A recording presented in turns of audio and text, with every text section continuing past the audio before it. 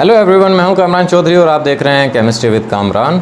आज के लेक्चर में हम लोग आपकी क्लास 11 के चैप्टर नंबर 1 बेसिक कॉन्सेप्ट्स के क्वेश्चन नंबर 13 का सी पार्ट सॉल्व करेंगे। ए और बी पार्ट हम लोग ऑलरेडी सॉल्व कर चुके हैं। और आपकी इन्फॉर्मेशन के लिए बता दूं कि जिन लोगों ने इस चैप्टर नंबर 1 बेसिक कॉन्सेप्ट्स के प्रीवियस लेक्चर्स नहीं देखे हुए तो आप चैनल पर जाएंगे, प्लेलिस्ट मौजूद है क्लास 11 के चैप्टर नंबर 1 बेसिक कॉन्सेप्ट्स की, वहाँ पर आपको तमाम के तमाम प्रीवियस लेक्चर्स मिल जाएंगे। अब क्वेश्चन नंबर 13 क्या है? क्वेश्चन नंबर 13 ये है कि आपको दो सब्सटेंसेस का डाटा गिवन है, आपने कैलकुलेशन करनी है जो आपसे पूछा जाए और आपने फाइनली कंपेयर करना है कि किसकी वैल्यू ज़्यादा आ रही है।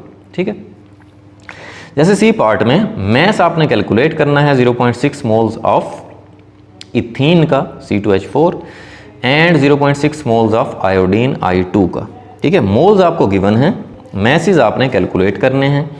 जब भी मोल मैस की बात होती है हमारे माइंड में एक फार्मूला आता है नंबर ऑफ मोल्स का, कि number of moles is equal to given mass या mass of the substance divided by molar mass of the substance. ठीक है, अब यहाँ पे आपने मैस ऑफ सब्सटेंस कैलकुलेट करना है तो मोलर मैस उधर जाकर मल्टीप्लाई हो जाएगा नंबर ऑफ मोल्स से। तो हमने फार्मूला सेट कर लिया कि जी mass of substance is equal to number of moles multiply by molar mass of the substance.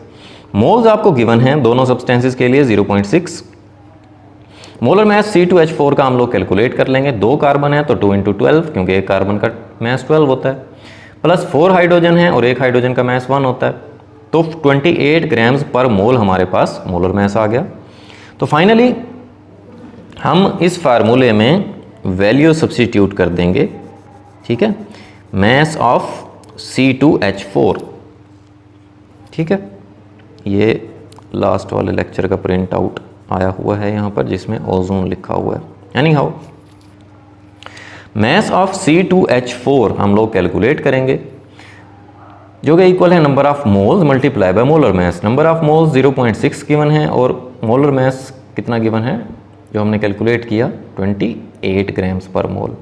Multiply करेंगे तो 16.8 ग्राम्स हमारे पास मैस ऑफ C2H4 आ गया। सिमिलरली आयोडीन के लिए mass of substance is equal to number of moles multiply by molar mass of the substance. Moles हमें given है 0.6 moles, molar mass of I2 हम calculate कर लेंगे।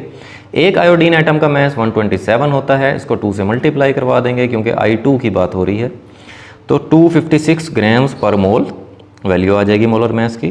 तो फाइनली मैस ऑफ आयोडीन कितना हो जाएगा? Number of moles 0.6 multiply by molar mess 256। तो फाइनली हमारे पास आंसर आ गया 152.4 ग्राम्स।